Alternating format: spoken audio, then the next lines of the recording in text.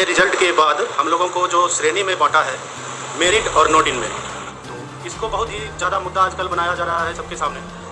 कुछ देख रहे हैं हम कि आजकल लोग बहुत बढ़ चढ़ कर इस बारे में बोल रहे हैं, लेकिन वैसा कुछ भी नहीं है। सरकार ने एक छोटी सी गलती की, जिसे कि 2 या 3 दिनों के बाद ही फिर उसको सुधार कर लिया। 21 तारीख को उन्होंने ऐसा किया था और 26 तारीख को एक लेटर जारी करके कहा कि ये ऐसा नहीं है, मेरिट और नॉट मेरिट दोनों बराबर हो चुके हैं।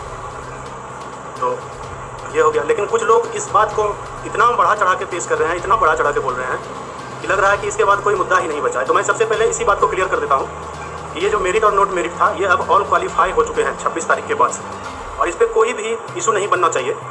क्योंकि इसका मुख्य कारण ये है कि आप लोग को बता दूं मैं कि एक 2018 में एक इस पर एक केस हुआ था। उसमें सुप्रीम कोर्ट के आदेश से बिहार में मुख्य अपर सचिव रैंक के 3 लोगों की एक कमेटी बनी थी, जिसमें ये रिपोर्ट प्रस्तुत किया गया था, जो फिर एनसीटी ने भी माना है। ये रिपोर्ट 10 मई 2019 को पारित हुआ था। एनसीटी ने भी माना है कि सभी क्वालिफाई एक बराबर है। इसका लेटर मैं आप लोगों को दे दूंगा, स्क्रीन पे फ्लैशबैक हो जाएगा। तो जब सरकार ने, एनसीटी ने, दोनों ने ये मान लिया है कि सारे क्वालिफाई एक बराबर हैं, इसका इशू बनाना कोई बात नहीं। अब दूसरी बात मैं करता हूँ। कुछ लोग बोल रहे हैं कि ऐसा नहीं होगा, 30,675 लोगों की ही नियुक्ति होगी, सरकार नहीं कर सकती है। तो मैं उन लोगों को एक सूचना दे देता हूँ कि अभी ज़्यादा दिन नहीं हो रहे हैं, जुलाई में ही मैंने एक PIL किया था, जिसके पक्ष में सरकार पक्ष ने भी माना कि सीट बढ़ाकर ही बहाली होगी, और इसी तरफ हम लोग काम कर रहे हैं। जब PIL का फैसला आया था, बहुत से लोगों ने, मैं किसी का नाम नहीं लूँगा क्योंकि मेरा वो मुद्दा नहीं रहता किसी को बदनाम किया जाए या किसी का नाम लेके, तो ये मैं नहीं कर सकता। बहुत से लोगों ने जो जानकार थे, उन्होंने भी मुझे नीचा दिखाने की कोशिश की। उन्होंने कहा कि नहीं, इस केस का कोई फायदा नहीं। डिस्पोज और डिसमिस का अंतर उन लोगों को पता नहीं था। केस डिस्पोज हुआ था, बहुत लोग बोल रहे थे कि डिस्पोज हो गया मतलब खारिज हो गया, डिसमिस हो गया। लेकिन क्या था, जब कोर्ट का जजमेंट आया, उस पर भी बहुत बात हुई कि जजमेंट क्या, कुछ नहीं, प्रिजनर ने कहा और जज ने लिख दिया कि नहीं, इस पर तो काम चल ही रहा है, हम इसमें कुछ नहीं कर सकते।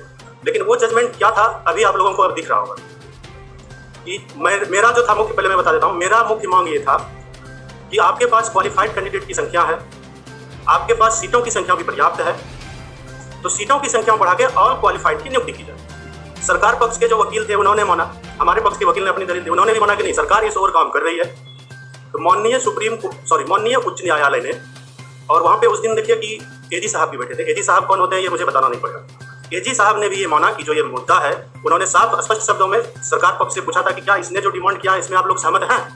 सरकारी वकील का कहना था कि सर, हम लोग भी इस ओर ही काम कर रहे हैं और इसी जो इनका डिमांड है उस तरफ ही काम होगा। तो उन्होंने एक लाइन में लिख दिया कि ऑलरेडी ये काम हो रहा है। तो ठीक है, अब अगर सरकार सीट नहीं बढ़ाती है तो मेरे पास ऑप्शन है, उसी केस को मैं सेकंड बेंच से थर्ड बेंच में ले जाके उसे खुलवा सकता हूँ। और जो जजमेंट था वो कोई छोटा मोटा जजमेंट नहीं है। मैं उस जजमेंट के अगेंस्ट में, अगर सरकार सीट नहीं बढ़ाती है तो मैं केस करके फिर से वो काम कर सकता हूँ सीट बढ़वाने के लिए।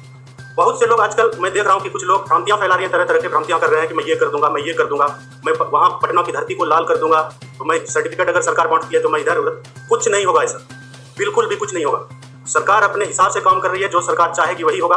किसी एक गलत मंसूबे वाले इंसान के कहने से कुछ नहीं होता है। ये मैंने पहले भी कहा था, आज भी बोल रहा हूँ। वो लोग सिर्फ और सिर्फ भ्रांतियाँ फैला रहे हैं, कुछ नहीं कर रहे हैं वो लोग, सिर्फ भ्रांतियाँ फैला रहे हैं। ठीक है, अब मैं एक और तीसरा मुद्दा बताता हूँ कि कल भी एक मित्र ही थे, वो उन्होंने मुझे फ़ोन किया, बोला कि आजकल आप लाइव नहीं आ रहे हैं। तो मैंने उनसे बात बताया था कि मेरा भी कोई ऐसा है नहीं कि लाइव आके कुछ फ़ायदा नहीं। फिर एक और भी थे, कोई नया नंबर था, मैं उन्हें पहचान, उसने मुझे मैसेज करके बोला कि किस बिल में छुप गए हो, आजकल लाइव नहीं आ रहे हो, डर रहे हो क्या? तो भाई मैं बता देता हूँ, दिलीप झा नाम है मेरा, और दिलीप झा डरता नहीं है किसी से। मेरा जो डिमांड था, जिसलिए मैं लाइव आ रहा था, मेरा वो डिमांड फिलहाल कोर्ट ने पूरा कर दिया। अभी कोई मुद्दा नहीं है। तो लाइव आने से जिनको जो जानकारी होती है, मेरा नंबर है, फोन करते हैं, मैं उन्हें जानकारी देता हूँ। जो मेरा जमीनी स्तर से काम हो रहा है वो हो रहा है।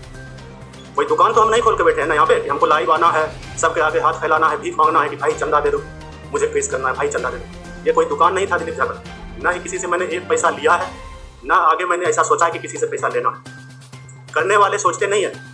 ये जो लाइव आके आप भ्रांतियाँ फैला रहे हैं, ये सिर्फ और सिर्फ आप अपने आप को नुकसान पहुँचा रहे हैं। सारे लोग पढ़े लिखे हैं, कोई भी आपकी झूठ की बातों में नहीं आने वाले हैं। सबको पता है क्या सही है क्या गलत है। आप लाइव आ रहे हैं सिर्फ और सिर्फ अपना दुकान चला रहे हैं, आप चंदा मांगने के लिए लाइव आते हैं। अगर आपको किसी की भलाई करने का मुद्दा अगर आपका होता, कोई अगर भलाई करने की जिद होती, तो आप डायरेक्ट कोर्ट की शरण में जाते हैं, ना कि यहाँ लाइव आके और आप चंदा मांगते। चंदा मांग के सिर्फ और सिर्फ आप अपना खर्च चला सकते हैं, कुछ नहीं कर सकते। हमारा मुद्दा अगर एक है तो आइए मिल के काम करते हैं। दिलीप झा आपका बुला रहा है अपने पास, या दिलीप झा को आप बोलिए कि आपके साथ मिलकर काम करेंगे। अगर हमारा मुद्दा एक है, अगर आप लोग सबकी भलाई चाहते हैं तो सबकी भलाई के लिए काम कीजिए। ये बार बार 30,675 की भ्रांतियां मत फैलाइए। मैंने भी अगर अपना केस किया था ना तो उसमें सिर्फ 80,000 लोगों के लिए डिमांड नहीं किया था। एक बार जाके उस ड्राफ्टिंग को पढ़िए, उसमें लिखा हुआ है कि बिहार सरकार के पास 2,75,000 सीट खाली है, सीट बढ़ाए और सबको नियुक्ति दे।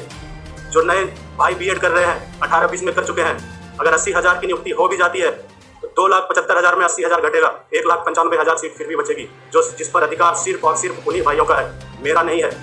ये बात आप लोग जान लीजिए। कोई अगर चुप बैठा है तो उसका गलत फायदा नहीं उठाइएगा। आप बोल सकते हैं तो कोई और भी बोल सकता है। इसलिए मैं रिक्वेस्ट करूंगा, सबकी भलाई अगर आप कर रहे हैं तो सबकी भलाई के लिए सोचिए, अपनी भलाई के लिए नहीं सोचिए। बहुत से लोग हैं जो लाइव आते हैं और चंदा का डिमांड करते हैं, सभी पढ़े लिखे लोग हैं और वो चंदा नहीं देंगे आपको। डिमांड चंदा का मत कीजिए, अगर भलाई करना है तो सबको मिला के चलिए। मैंने हमेशा ऑल क्वालिफाइड की बात की है, कभी भी मेरिट और नोट मेरिट के पीछे नहीं पड़ा हूँ, ना ही किसी मेरिट वाले को गाली देता हूँ, ना ही किसी नोट मेरिट वाले को गाली देता हूँ। सबकी भलाई के साथ चलिए, आपका भी भला होगा।